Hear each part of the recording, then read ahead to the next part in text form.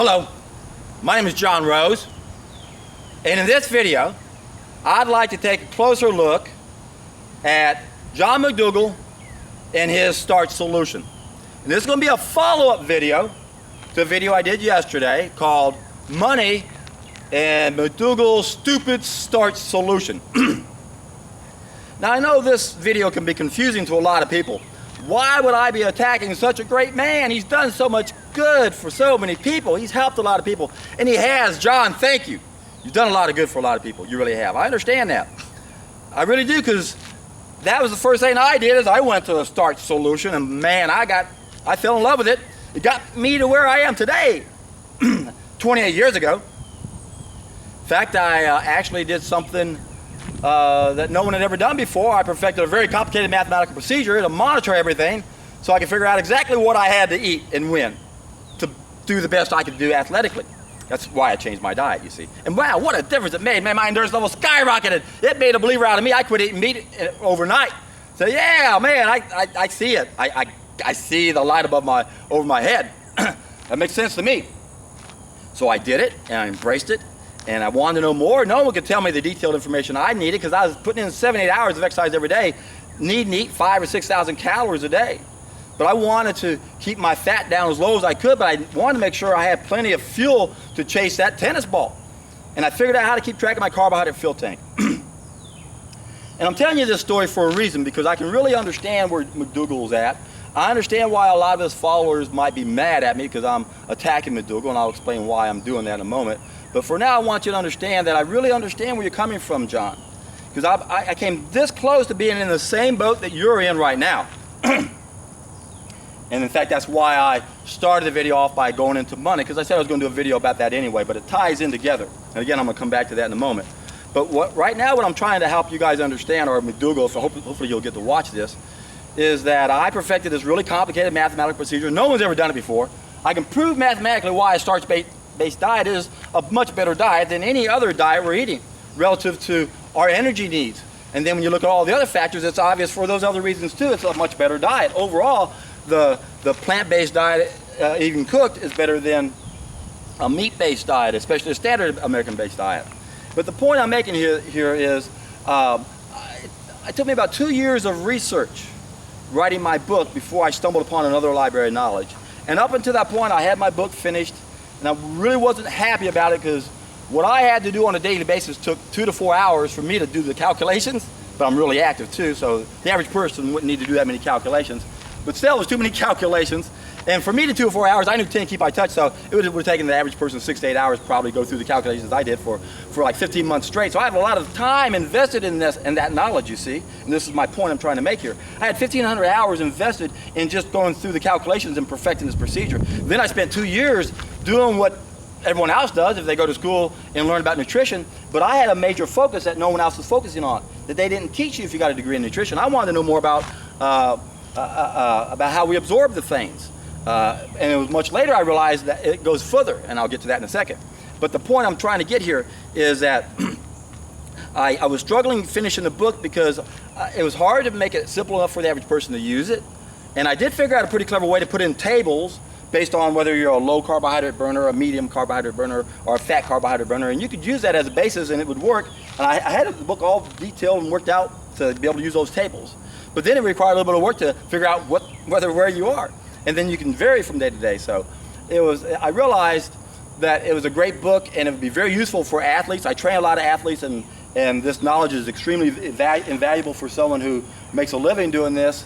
In fact, I'm getting ready to work with a local boxer here in Houston who wants to make a comeback. So be looking for this guy, Reggie Johnson. I'm meeting him today. He's going to be turning 50 in August, and he wants to make a comeback. A 3-time world record holder in boxing. But anyway, I digress. The point, again, I'm trying to make here is I had a lot of time invested in this, and had I published that book, and had I spent 20 years showing everybody what I did, and it would have made me kind of famous, because what I'd done, no one had ever done before. And it really showed mathematically what you had to do. And the great thing about all of my equations is that it was based on estimates on what we knew about physiology at the time, but as that changed, you just put that into the equation still works. The fundamentals of how I figured out how to match things was scientifically sound. And again, the point I'm trying to get here, and it's taking me forever to do it, is that had I been doing that for 20 years, and then all of a sudden I found this other library of knowledge that talks about raw food and fasting, I would have not been even willing to entertain the idea that this could be true. That my whole lifetime of work was in vain. In fact, it was one of the most humbling experiences of my life when I found raw food, because I'd done something no one had ever done before, and I knew it was brilliant because it was accurate. It worked. I understood it, and I used it, and to this day I still understand how it works. But it was just like as if I was that tree right over there. I was on the top of that tree. That's how I felt. Look at me, I'm on top of this tree. And then I found raw food, and I go, oh my God, there's a forest over here on this side. My God, it was a humbling experience, man. It took me down a lot of levels, because I was at the top of the tree. I thought I was brilliant, and I realized I was a fool. And McDougall, you are a fool, because you don't think cooking does anything that harms anything. Your own words, you say it causes minor damage because of the overabundance of nutrients in the plant foods. My God, this is why I'm attacking John McDougall, because he's attacking raw food. I've said it before. If you attack raw food or juice fasting or water fasting, I'm going to come at you. You can attack me all day long. I don't care. I consider the source. I know most people are clueless and in denial. Believe me, I understand. I don't take offense to anything anybody says. I appreciate all feedback. In fact, I want to see as many dumb comments as I do smart comments, to help me understand where people are at. And I do really understand why you might want to attack me, but you don't understand. McDougall is attacking the first big mistake we make. He's not acknowledging it. He says it's not a mistake. And what's really an insult is to put the word solution after the word starch. Starch is not a solution. At best, it might be a transition. It was my transition. I liked it. I was thankful for it. But I recognized the truth when I saw it. I embraced it. And man, sure, people are going to fail on it because they don't know how to keep that carbohydrate fill tank full. Why am I successful? Because I understand the calories in and calories out, but more importantly, I understand the food in and the food out. John McDougall, I challenge you. Do a 3-month juice fast, and I'll bet you $10,000 that if you document everything that comes out of your asshole, pardon my French, it'll weigh, I'm going to estimate you probably have about a 10-pound cesspool in you. So when it comes out, it'll probably weigh 25 pounds. But I'll bet you $10,000 that you can weigh 10 pounds of shit that comes out of you. And what is that going to tell you about your stupid starch solution? It's not a solution. It's a transition. There's only one solution. It's a raw solution. We got to correct the fall of mankind. The starch solution doesn't do that. It's a hell of a lot better than the paleo solution. But they're both wrong because they're both making the first mistake. So, Dr. McDougall, you say there's a minor loss from cooking our food. And it's minor because we get the overabundance of nutrients. Well, tell me, John, we lose 50% of the biological value of the protein. Are you going to tell me that 50% is minor? That's a minor loss. It really is, in your mind, is that minor? I'm sure you're just not aware of the research at Max Planck Institute, because you're condemning something you don't know anything about. You criticize the raw food diet, and what do? You don't know anything about it. You've never done it. You look at how people fail at it, and you look what they're doing, they're failing. And yeah, we need to know that, don't we? Don't do what they did. What do you need to do? You need to find someone like me who's done it, who knows how to keep that carbohydrate fill tank full. And to do it, you got to eat a lot and drink a lot. And again, what McDougall's saying, oh, the raw food diet is just sugar and fat. Yeah, you're an idiot, McDougall. Condemnation without investigation is the height of ignorance, and you are a fool, McDougall, for slamming something you know nothing about. You haven't done it. You're talking from a place you've never been. And the worst thing of all is you're adding to the confusion and not letting people realize what we got to do to get out of the hell we're in. Eating grains cooked in fire ain't going to get us out of the hell we're in. We got to stop cooking the food, fool. That's why I call you a fool. And I'm not being derogatory. I'm not calling you a chump. When I use the word fool, I'm just saying you've been tricked. We all have been. I've been tricked. That's why I don't mind calling people a fool, because I've been a fool most of my life. Tired of being a fool. I don't want to die and have it be my mistake and my fault. I don't want to live a life that's a fraction of what it needs to be or what it could be. Most people don't know what they're missing. There's another level out there, John McDougall. You haven't seen it, and you have the audacity to poo-poo it to protect your investment. Yeah, I understand, buddy. I came close to publishing that book, proving how to lose fat and why a starch-based diet is the diet. And I might have been in the same stupid camp you're in right now had I not found the truth and not had a bunch of investment in my project. I understand you got a lot of investment in it. What's going to happen to John McDougall if he says, I was wrong? It's supposed to be raw vegan. Right now, Dr. McDougall says raw vegans are sickly vegetarians. Sickly vegetarians! Rawr, rawr. You guys are so clueless, my friend. There's another level. Don't criticize something you don't know. If you don't know how to do it, find someone who does know how to do it. Find out what they're doing. Don't go to your grave being tricked and fooled your whole life. There's another level of existence, my friends, and most people can't wrap their brain around it until they do it.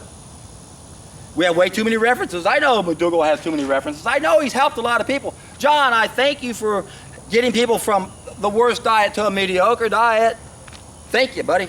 You've helped a lot of people, and they're very thankful to you, and they're going to come to your defense, and they're going to jump all over me because they still are disconnected. And my whole point about everything I say is simplicity. We're either getting reconnected or we're getting distraction. The starch solution is a distraction. It's a downstream solution. It's a transition at best. It's not the ultimate solution. It doesn't solve all of our problems. It solves a lot of them, but doesn't get rid of the fall of mankind. It's not the ultimate solution. It doesn't gain back our sixth sense. So McDougall says there's minimal loss, a minor loss, when we cook our food. Because of the overabundance of nutrients, we lose half the protein. Well, how about biophotons? We lose 100% of the biophotons when we cook our food. What? You never heard of biophotons? No wonder you don't know the evils of cooking our food. Maybe you do know about them, but how much do you know? Have you really studied it with an open mind? Realizing that this information will destroy your whole career? So what happens if John McDougall says, I read about biophotons, my God, I was wrong, we shouldn't cook our food, starch is a good transition, it's not ideal, we should go raw. Don't know anything about it yet, so I can't help you. In the meantime, don't be mad at me. Don't file any lawsuits because I put you on a diet that wasn't ideal. So that's the point, John. The starch solution is not our ideal diet. We're still making two mistakes at least. You know, with a whole plant-based diet, we're not using chemicals, it's organic. We're not using processed foods, that's great. And we're not eating animals. So you've corrected 3 of the 5 mistakes we're making. You're still eating food you're not biologically adapted to eat. And you can't use the rationale that all great civilizations ate this way because we're talking about less than 0.001% of our existence. Come on, man. Put things in perspective. Stop trying to prove that you're right and prove that raw food is wrong. Try to prove raw food is right. I don't think you've ever done that. I really don't get that impression. I would like to think that we could sit down and have a good conversation, but I've seen you attack people in the past that defend their belief system that's in conflict with yours, and I kind of have an idea how you might respond, but it would just be a guess. You know, I'm not going to prejudge you, obviously. So if you want to talk, give me a call. My phone number's down there. Would love to talk to you about this. I'd love to see you have an open mind because you've got a good audience. It'd be important for you to understand that you can take everything to another level, and if you do it the right way, you won't lose any credibility. I think you'll gain credibility. You're going to shock a lot of people, and a lot of people aren't going to want to accept it, just like you haven't been wanting to accept it also. You know, we tend to believe what we want to believe, and the problem with cooking our food is it puts us under a spell. As Plato said, whatever deceives men seems to produce a magical enchantment. You are under a hunger spell, John. Do you get hungry? Do you feel this all-gone feeling in your stomach to make you want to eat? Is that how you know it's time to eat? If you do, you're under the hunger spell. That's one of the side effects from eating cooked food, because cooked food is not natural. And now you develop a withdrawal symptom. That's why there's this gnawing feeling in the stomach. That's not natural. True hunger is a water in the throat. If you studied raw foodists, you'd understand that. But I don't think you've done any research on this subject, because it destroys everything you believe. So when I talk about people's need for money, what I'm really talking about is the sad reality of what world we live in. We need money to exist.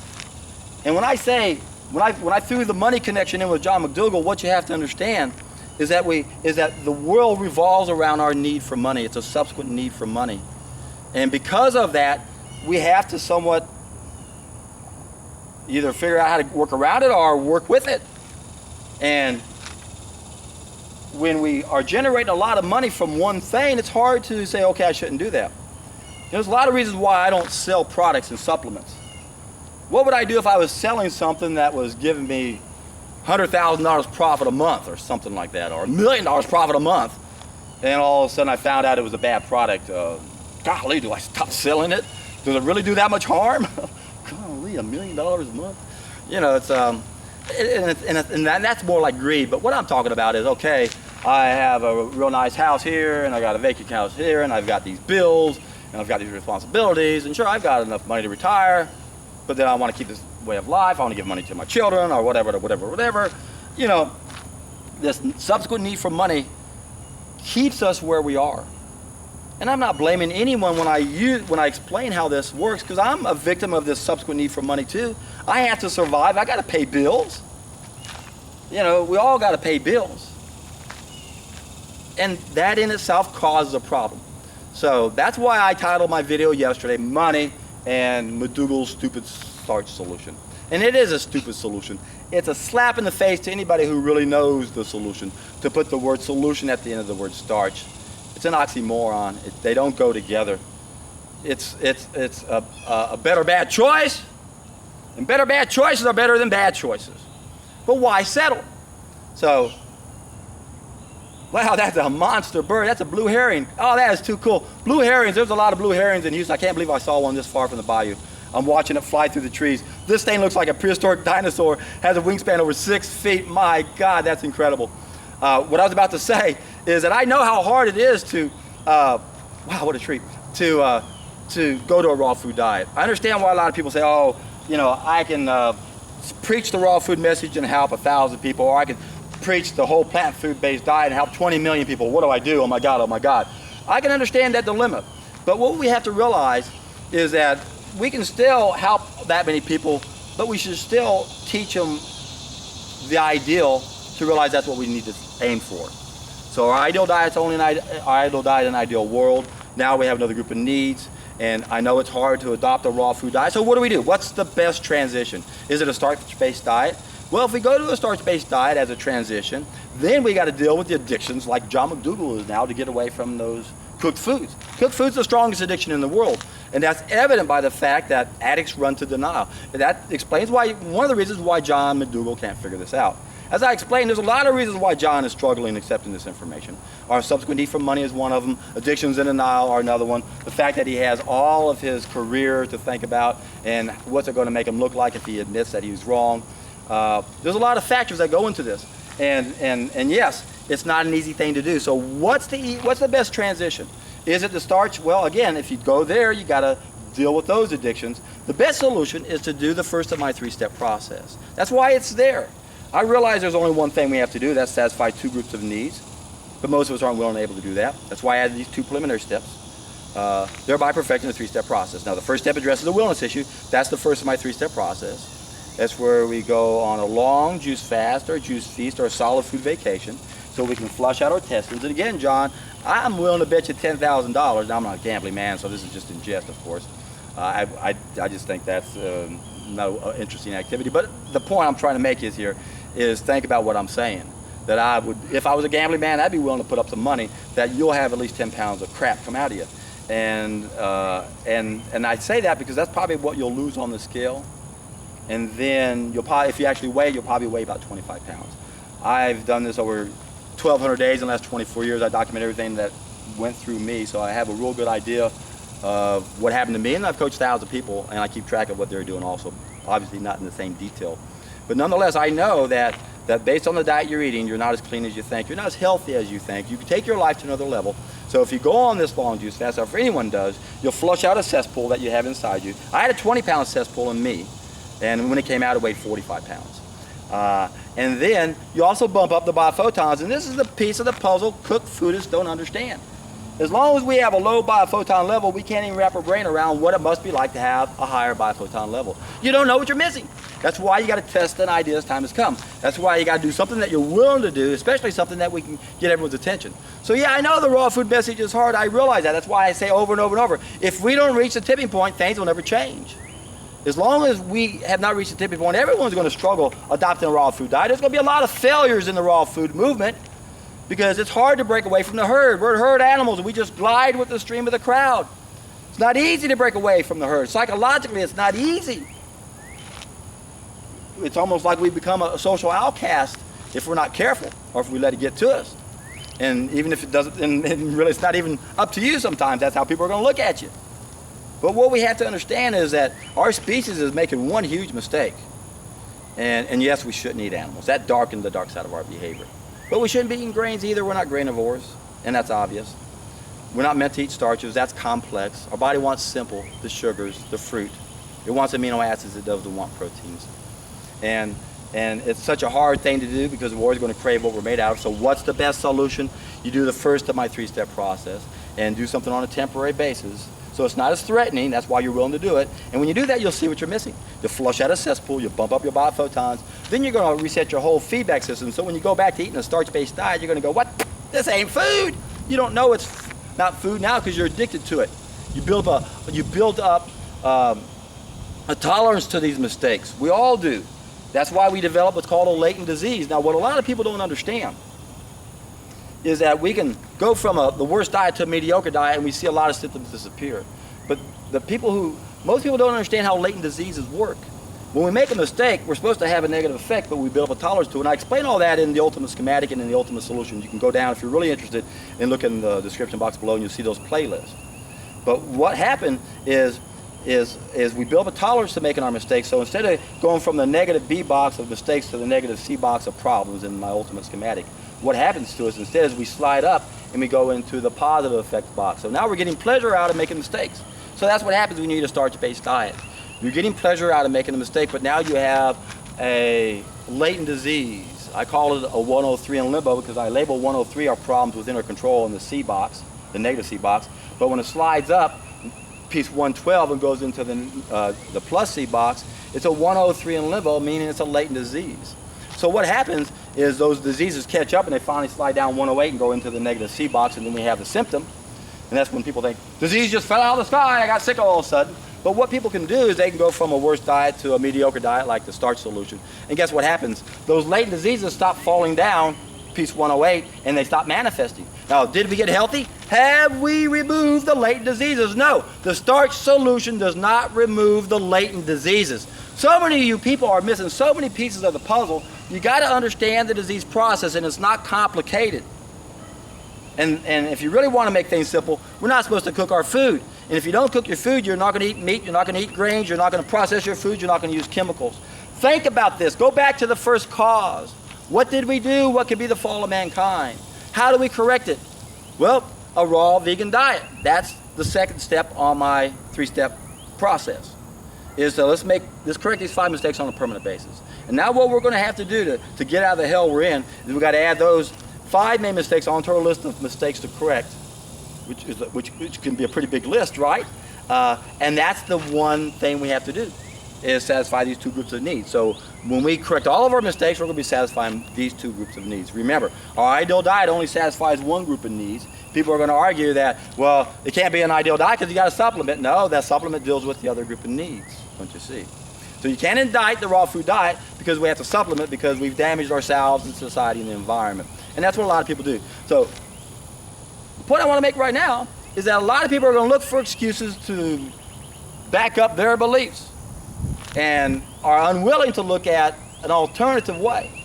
So that's all I ask of anybody. Just try to be a Buddhist and look at 2 ideas at one time and weigh them objectively. That's what I try to do. And if you use your common sense, one side makes so much sense and one doesn't, it just falls apart. But the only problem is we have too many references that support the things we think make sense. That's the problem we suffer with. It's not just the false knowledge, it's the huge amount of references that support these false beliefs. And there's only one way to challenge that many references, and that's with a brand new reference, and that's when you do the first of my three-step process. So if this is the first video you've watched and you've never seen my seminar, go down below and check onto the first step. It's just a little bit under 2 hours long total. And I talk about how to do a juice fast or a juice feast or a solid food vacation. If you're not motivated to do this, or if you want to be more motivated, listen to the Dr. Roba interview. He was interviewed on the radio by these two women. He was on day 21. I was coaching him back then. And you have to listen to what he has to say. John McDougall, this man's a doctor. He's an ER physician. And listen to what he says about his numbers. And he was a vegetarian. He was a starch guy before he did the juice fast. So this is where you need to start, John. Listen to the Dr. Roba interview. He was doing what you were doing, and within 3 weeks, look what happened to him. Listen to his excitement in his voice. And then, of course, you can go to the Deborah Duncan Show and watch these amazing women and men transform their lives just by doing a juice fast and correcting the fall of mankind. And I guarantee you, my friends, when you do this, you're in for a treat.